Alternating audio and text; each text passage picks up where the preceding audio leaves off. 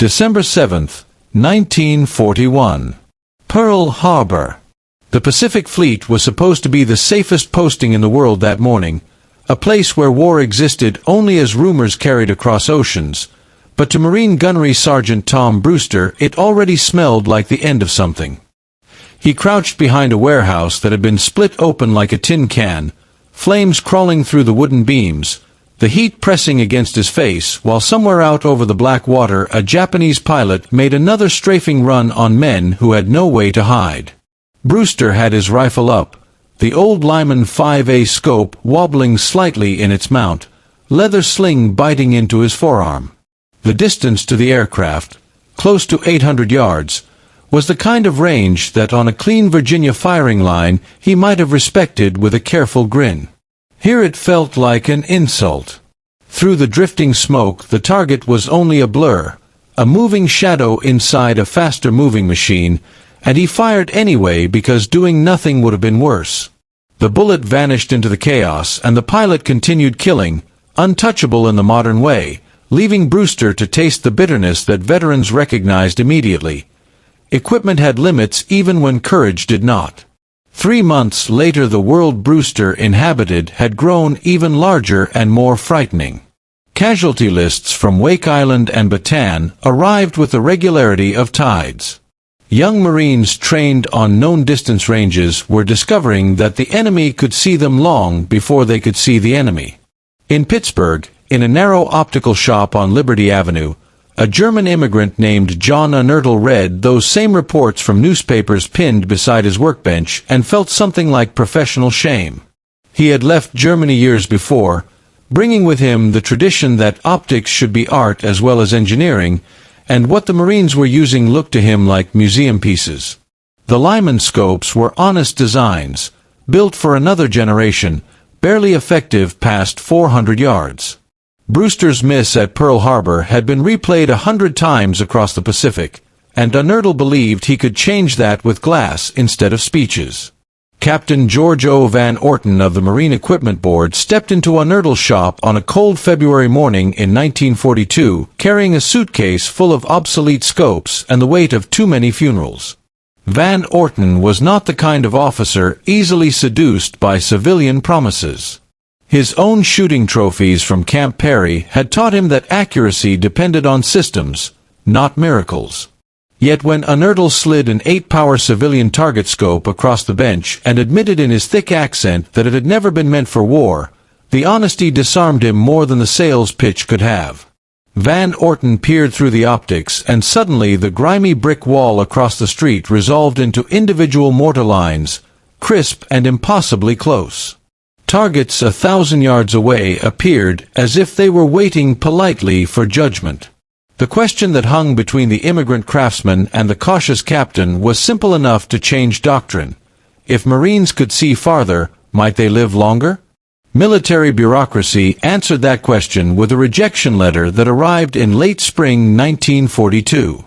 Colonel William Sterling wrote that the Winchester Model 70 proposal lacked sufficient field testing and that ongoing operations required proven systems. The Marines would not change horses midstream. At Camp Lejeune, where Master Sergeant Bill Harrison supervised the trials, the data told a more complicated story. The Winchester rifles mounting Unertle's scope produced 3.5-inch groups at 600 yards, sub-minute of angle precision that exceeded existing specifications, but North Carolina humidity crept into the external adjustment knobs and bound them up. Rain during one trial left moisture beaded on the long tube like nervous sweat. Harrison muttered that the contraption had more moving parts than a pocket watch, and Corporal James Mitchell from Kentucky, a natural marksman with hunting in his blood, nodded while cleaning the objective lens with soft cloth, wondering how something so delicate could follow him onto beaches swept by machine gun fire. Unertle in Pittsburgh did not accept the rejection as defeat. He studied each failure like a surgeon examining wounds he had caused unintentionally. Working 16 and sometimes 18 hours a day, coffee brought by his wife Emma at midnight, he machined refinements measured in thousandths of an inch. He thought of his son Hans training somewhere with the Marines and believed that civilian engineering owed those boys perfection even when perfection was impossible. The scope tubes received additional internal sealing. The external mechanisms were rebuilt larger and more stubborn, meant to function even when contaminated by sand or salt spray. By late 1942, the first production models began reaching Marine units in wooden cases with detailed maintenance instructions that competed awkwardly with the immediacy of survival. Van Orton obtained authorization for limited procurement, insisting that the scopes be mounted exclusively on the M1903A1 National Match Rifles, whose polished bolts were carefully blued to prevent reflection that might reveal a sniper's position. The Marshall Islands in early 1944 provided the first real test of that compromise. The climate was relatively dry, visibility clean, coral beaches favoring long ranges, and Mitchell's first confirmed kill came at 820 yards when he engaged a machine gun crew directing fire against advancing Marines. Through the 8-power magnification, enemy personnel appeared as distinct individuals rather than anonymous figures. It felt to him like cheating in the best possible way. Word of those successes spread rapidly, yet Saipan's tropical humidity and abrasive coral dust from cave warfare soon reminded everyone of the rejection letter's warnings. The objective lenses fogged faster than they could be cleared. Mounting systems loosened under sustained recoil, requiring constant reservoing. Mitchell's own scope failed during the savage fighting for the Central Highlands at precisely the moment when a Japanese sniper in a cave complex targeted Marine squad leaders. Forced to use iron sights at a distance that should have been safe for his equipment, Mitchell fired 3 rounds and received instead a bullet tearing through his left shoulder. His bitter radio transmission that the thing was more fragile than his grandmother's china echoed the collective disillusionment of Marines' promised revolution but delivered complexity. Back in Pittsburgh, Unertle heard of those failures and continued working because craftsmen sometimes fight longer than institutions do. Orders began circulating to phase out the Unertle rifles in favor of more robust alternatives, and the innovative program seemed buried beneath the post-war budget cuts that followed victory in 1945. Hundreds of M1903A1 rifles fitted with the scopes sat in cosmoline-coated storage like discredited ideas. Then in June 1950, North Korean forces crossed the 38th parallel and the Marines suddenly needed precision again, but had none of the modern kind. They issued whatever remained in depot stocks not from confidence but from necessity. Korea's dry mountainous terrain created conditions that played to the system's strengths.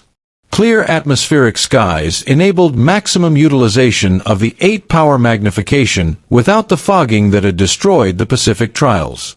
Corporal Robert Williams, another Kentucky hunter turned Marine, received serial number 1464 at the Busan perimeter in August 1950 and discovered that the external knobs now moved with mechanical precision, the mounting system maintaining 0 through hundreds of rounds. Williams's first confirmed kill came at 940 yards when he eliminated an enemy sniper on Hill 207 who had been targeting machine gun crews.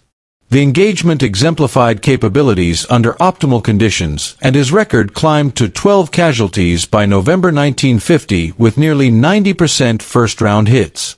In early 1951, during the bitter fighting around Seoul, he achieved a shot at 1,200 yards that established new standards.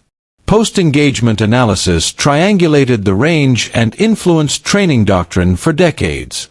Sergeant James Mitchell, now instructing at Quantico, read those reports with mixed emotions, remembering the bullet that had torn his shoulder yet acknowledging that Unertle's scope had saved lives more times than it failed him when operators understood its nature. John Unertle Jr., assuming control after his father's death in 1951, visited Marine installations to gather feedback and learned that the Korean War had provided the extended field trial World War II's rushed schedule never allowed. The lessons proved prophetic for Vietnam, where humidity similar to the Pacific would again challenge equipment, but by then both the glass and the Marines had evolved to accommodate the system rather than expecting it to behave like simpler tools. Brewster's miss at Pearl Harbor had begun the journey, an immigrant craftsman's disgust fueling the transformation. What emerged was not merely a scope, but a doctrine about seeing farther than fear. The impossible idea had finally found the right combination of conditions and understanding necessary for its full potential to be realized. And somewhere in that truth lay the answer Van Orton had asked years before while peering through crystal glass in a small Pittsburgh shop, wondering how vision might become the deadliest mercy America ever issued to its Marines.